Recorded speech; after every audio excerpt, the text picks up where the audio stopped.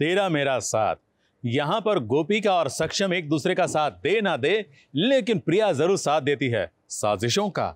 और सीरियल में अगर साजिश नहीं होगी तो सीरियल कैसे होगा? अब देखिए, उसने नई साजिश की है ताकि पति पत्नी को वो दूर रख पाए।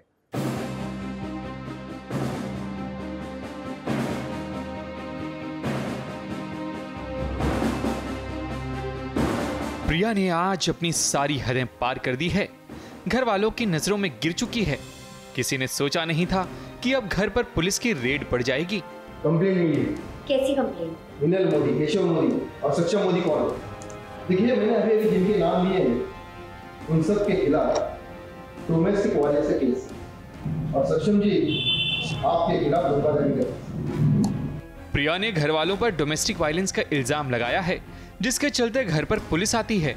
पुलिस ने सक्षम के अलावा और भी लोगों को गिरफ्तार कर लिया है, लेकिन यहाँ प्रिया अब अपना अगला दांव खेलती है। इंस्पेक्टर साहब, आपने मेरी बात सुनी, आप यहाँ आए, मेरी हेल्प की, उसके लिए थैंक यू।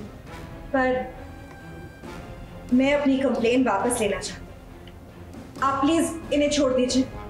अभी तो आप सबूत पे सबूत दिए जा रहे थे, अब एकदम से केस वापिस। मैं चाहती हूँ कि मेरे पति और मेरे ससुराल वालों को एक और मौका मिले। इन्हें जेल भेज के मुझे खुशी तो मिलेगी, लेकिन उसके बाद का क्या? प्रिया ने क्या नहीं किया है वो आप पूछिए, क्या बाकी रह गया है करने को? मतलब आई थिंक उसने सारी अपनी बाउंड्रीज जो है, सारी बाउंड्रीज क्रॉस कर ली है, सारी लाइंस क्रॉस कर ली है।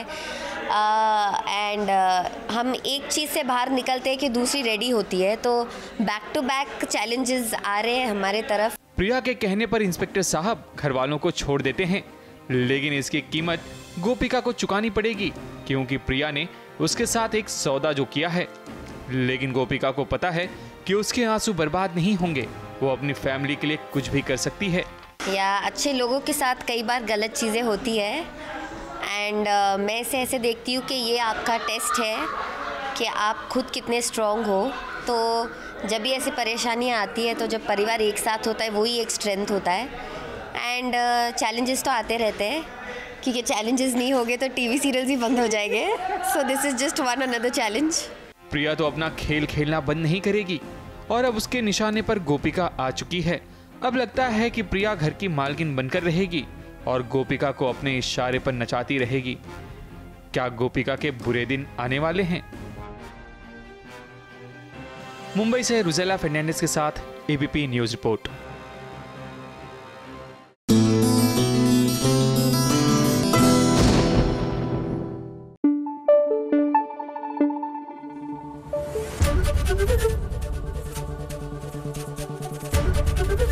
एबीपी न्यूज आपको रखे आगे। शादियों का मौसम है और हर किसी को शादी में जाना अच्छा लगता है ना, लेकिन आज हम आपको लिए जा रहे हैं एक ऐसी शादी में जो है ऐतिहासिक।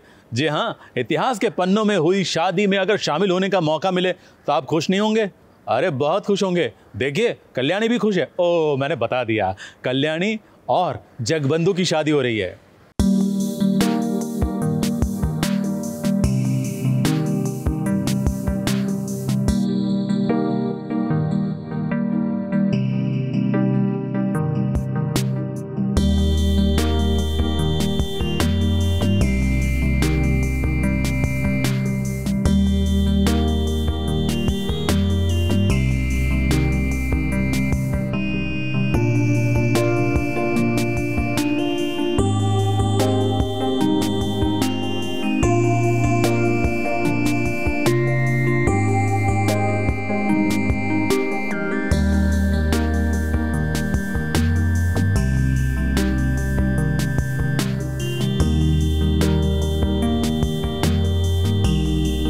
कल्याणी और जगबंधु की हो रही है शादी। आखिरकार उनका प्यार शादी तक पहुंच ही गया। सारे विघ्नों को पार करके भगवान जगन्नाथ और अग्नि को साक्षी मानकर कल्याणी और जगबंधु ने 7 फेरे ले ही लिए।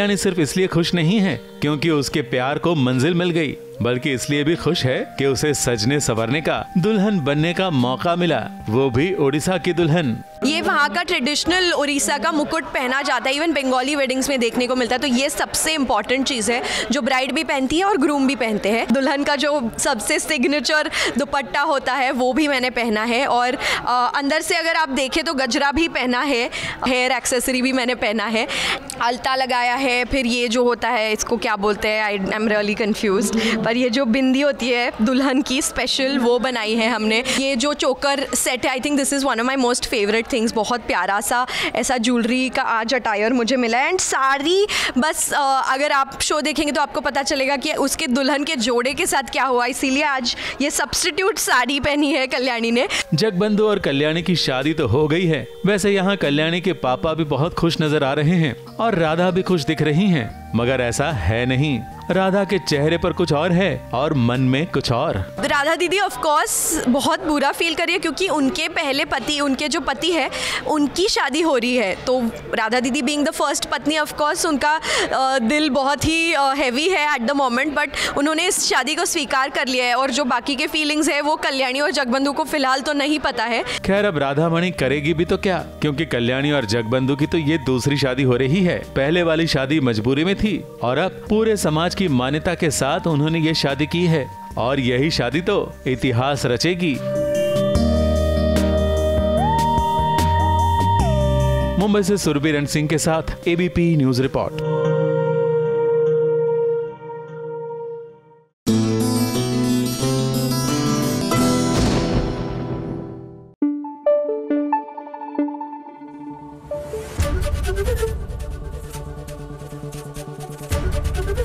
एबीपी न्यूज आपको रखे आगे।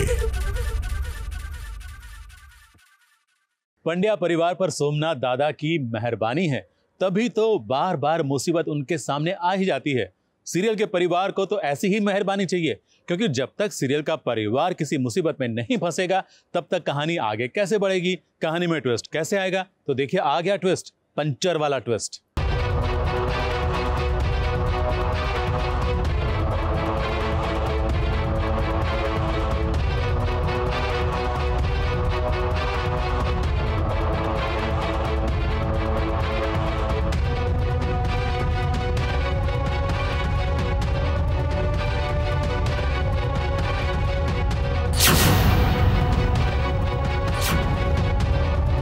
पंड्या स्टोर वालों की किस्मत पर मुसीबत मानो चिपक सी गई है। बड़ी मुश्किलों के बाद शिवरात्रि पर हो रहे भंडारे के लिए इन्होंने खाना बनाया, और खाना बनाकर इन्होंने एक टेम्पो में सारे खाने के बर्तन चढ़ा दिए, और पूरा परिवार साथ मिलकर टेम्पो में सवार होकर निकला ही था कि अचानक रास्ते में हो गया टायर पंक्चर। जिस दिन से हमने ये ठाना था कि हम भंडारे का अनाज भिजवाएंगे और सारा खाना हमारी पंड्या परिवार की तरफ से होगा, उसी दिन से विघ्न आना शुरू हो गए। घर में गाय घुस गई, गेहूं खा गए, अनाज की कमी हो गई, सांप आ गया। उसके बाद जैसे ही घर से निकले सारा खाना वाना बना के तो गाड़ी का टायर पंचर हो गया है। अब बस टेंशन यही है कि परीक्षा ले रहे हैं, लेकिन परीक्षा के बाद फल अच्छा होता है। एग्जैक्टली, भगवान परीक्षा ले रहे हैं। अब ये तो होना ही था। हमारे दर्शक तो जानते हैं कि ये किसने किया, लेकिन धरा गौतम और उसका परिवार बस सिर्फ अंदाजा ही लगा रहे हैं कि आखिर ये टेम्पो का टायर पंक्चर करवाया किसने। लड़ाइयाँ और ये एक्चुअली पता है उस पे ही कि कौन करवा सकता है। मेरा वोट जाता है जनार्दन को। कृष कहता है कि मामी है, तो रावी को बुरा लग जाता है। रावी कहती है मामी नहीं, ऋषिता की बुआ है। तो ऋषिता को बुरा लग जाता है, तो ऋषिता कहती है तुम्हारी अनीता दी भी तो हो सकती है। बेसिकली सबकी लड़ाइयाँ चल रही है, बट मेरा वोट जाता है बुआ जी और मामी को। मेरा तो वोट जाता है जनार्दन को। मुझे उसी पे डाउट है क्योंकि पंड्या चोर का वो पीछे पड़ा हुआ है। बुआ एंड जनार्दन सेम हो रही नो। अरे बुआ, अच्छा वो। और मामी भी मिली हुई है। यूं तो कहते हैं कि अच्छे काम में 100 विघ्न आते हैं, लेकिन अगर इरादे अच्छे हो ना तो काम पूर्ण भी हो जाता है। तो यहाँ भी होगा, क्योंकि देव ने प्लान बी जो तैयार रखा था, तो प्लान बी के तहत एक जीप कार आ गई, और फिर जीप कार में ये सारा खाना ट्रांसफर कर दिया गया।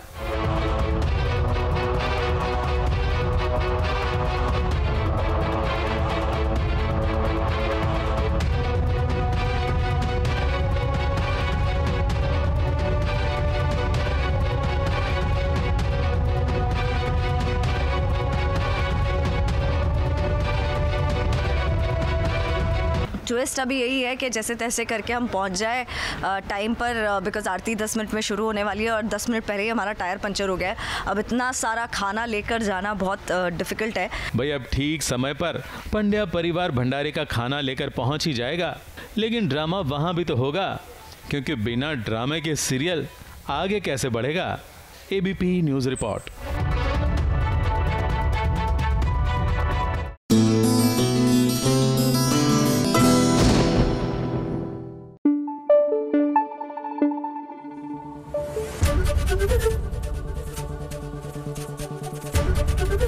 एबीपी न्यूज़ आपको रखे आगे।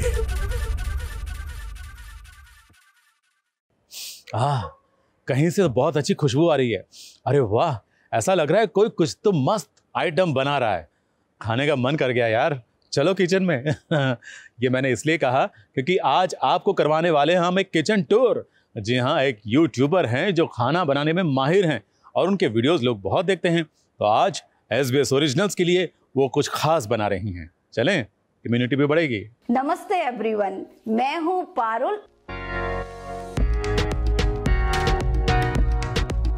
आज मैं देने वाली हूँ आपको मेरे किचन का एक स्पेशल टूर, और वो भी विद SBS ओरिजिनल पर।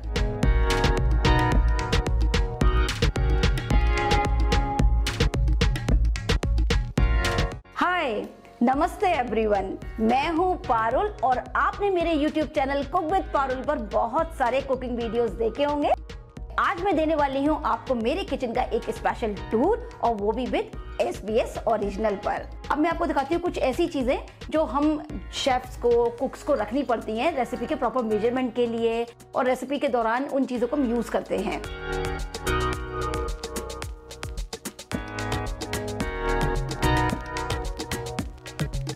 5 टिप्स मैं कुकिंग के लिए यही देना चाहूंगी। अगर आप इनिशियली या बेसिक से स्टार्ट कर रहे हैं तो सबसे पहले तो याद रखिए कि आपको ये जानना बहुत जरूरी है कि कौन से मसाले होते हैं, किस तरीके के आटे होते हैं, बेसिक इंग्रेडिएंट्स जो कुकिंग में काम आते हैं, उसकी थोड़ी नॉलेज होनी बहुत जरूरी है, जिससे आप आइडेंटिफाई कर पाएं कि ये बेसन है या चावल का आटा है।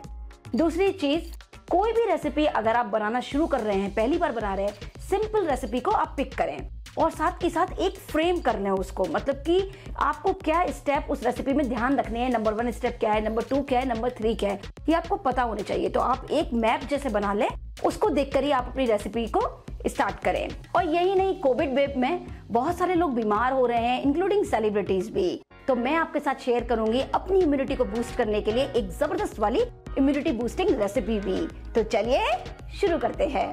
तो चलिए अब चढ़ाते हैं गैस पर कढ़ाई और फ्लेम को रखेंगे लो मीडियम। और लो मीडियम फ्लेम पर सबसे पहले इसमें हम डालेंगे 4 बड़े चम्मच घी, और घी के गर्म होते ही हम लेंगे आधा कप गोंद। तो यहाँ पर गोंद को हमें एक साथ नहीं फ्राई करना है, थोड़ा थोड़ा करके डालेंगे और लो मीडियम फ्लेम पर लगातार चलाते हुए थोड़ा सा इसको भून लेंगे। तो गोंद को बिल्कुल बढ़िया फूलने तक हम अच्छे से फ्राई कर लेंगे, जिससे कि वो बढ़िया से फूल जाए और उसमें अच्छा क्रिस्प आ जाए। और ये लीजिए, तो आप देख सकते हैं एकदम बढ़िया से गोंद फूल गया है, एकदम करारी सी आवाज आ रही है। अब ये देखिए, 50 ग्राम काजू, 50 ग्राम बादाम और 50 ग्राम पिस्ता मैंने यहाँ लिया है, और तीनों ही चीजों को एक प्लास्टिक के पैकेट में डालकर बेलन से क्रश कर लिया है। तो उसी कढ़ाई में जो घी बचा हुआ है ना, उसी में लो फ्लेम पर सारे काजू बादाम पिस्ता हम एक बार बढ़िया से रोस्ट कर लेंगे। बस थोड़ा सा लो मीडियम फ्लेम पर लगातार चलाते हुए इसको हल्का सा भून लें। इस स्टेज पर यहीं पर मैं इसमें डाल रही हूँ पॉपी सीड्स यानी खसखस। ये मैं ले रही हूँ 2 बड़े चम्मच। खसखस पेन रिलीवर का काम करती है, इसको बोला जाता है नेचुरल एनाल्जेसिक। साथ ही मैं इसके फ्लेवर को एनहेंस करने के लिए डाल रही हूँ फाइबर का खजाना, नारियल का बुरादा, डेसिकेटेड कोकोनट। और हम अपने ड्राई फ्रूट्स को भी बिल्कुल हल्का लो फ्लेम पर भून लेंगे, जिससे अच्छा सा क्रंच आए मिठाई में। एक कटोरी से इस तरह से हम ना थोड़ा सा गोंद को हम क्रश कर देंगे, बहुत ज्यादा नहीं इसको बारीक करना है, फिर जो क्रंच आएगा गोंद पाक में मजा आ जाएगा। और ये लीजिए, हमारा गोंद इस तरह से क्रश होकर तैयार है। तो देखते हैं नेक्स्ट स्टेप। और अब नेक्स्ट मैं यहाँ ले रही हूँ खजूर यानी कि डेट्स। तो ये मैंने ना सॉफ्ट वाला डेट्स लिया है और इसके बीज मैंने इस तरह से निकाल दिए हैं। तो लगभग 500 ग्राम मैंने खजूर लिया है। एक बार मैं मिक्सी में ना इसको क्रश कर लूंगी। ये देखिए, मैंने बिल्कुल इस तरह से बिना पानी डाले इसको हल्का सा दरदरा कर लिया है। अब उसी कढ़ाई में लो फ्लेम पर हम डालेंगे 2 से 3 बड़ा चम्मच घी, और घी को मेल्ट होने देंगे। इस स्टेज पर अब इसमें हम डालेंगे हमारा क्रश्ड खजूर जो भी हमने हल्का दरदरा करके रखा ना, सारा आप डाल दीजिए। खजूर को बिल्कुल बढ़िया से इस तरह से घी के साथ एकदम बढ़िया से भून लेंगे, जिससे जो खजूर है उसमें सॉफ्टनेस आ जाएगी, हल्की शाइन भी आ जाएगी। तो आपको पता चल जाएगा कि खजूर बढ़िया से पक गया है। खजूर गोंद पाक को जमाने के लिए मैंने लिए एक ये स्टील की थाली। थाली पर हम लगाएंगे थोड़ा सा घी और इसको बढ़िया से ग्रीस कर लेंगे। और ये देखिए एकदम जो खजूर है बढ़िया से पक गया है, शाइनी भी दिख रहा है और ये देखिए कढ़ाई को भी छोड़ रहा है, एक साथ इकट्ठा सा हो रहा है। तो बस इस स्टेज पर गैस को बंद कर दीजिए और जो अभी हमने सारा ड्राई फ्रूट्स वगैरह भूनकर, पॉपी सीड्स वगैरह भूनकर तैयार किए थे ना, सारा गैस बंद पर आप इस पर डाल दीजिए। साथ ही डाल देंगे क्रश्ड गोंद, साथ ही डालेंगे फ्लेवर के लिए 1/4 छोटी चम्मच इलायची पाउडर, आधा छोटी चम्मच सौंठ का पाउडर यानी कि ड्राई जिंजर पाउडर और थोड़ा सा डाल रही हूँ नटमैग यानी जायफल। तो इस तरह से क्रश करके डालेंगे, इससे फ्लेवर बहुत अच्छा आता है। और गैस बंद पर ही सब चीजों को बिल्कुल बढ़िया से मिक्स करेंगे। और ये देखिए मैंने बिल्कुल बढ़िया से सभी चीजों को मिक्स कर दिया है डेट्स के साथ। ये देखिए तो ये हमारा हेल्दी टेस्टी खजूर पाक है बिल्कुल तैयार। और ये लीजिए मैंने इसको एक छोटी प्लेट में ट्रांसफर कर लिया है, वो थोड़ा बड़ी थी। बस इसको इस तरह बिल्कुल दबा दबा कर एकदम बढ़िया से सेट कर लेंगे। ये देखिए और लीजिए मैंने सारे पीसेस को कट कर लिया है। अब मैं आपको एक पीस इसका निकाल कर दिखाती हूँ। ये देखिए बहुत बहुत टेस्टी, सुपर सुपर हेल्दी और बनाने में एकदम आसान हमारा खजूर गोंद पाक है बिल्कुल तैयार।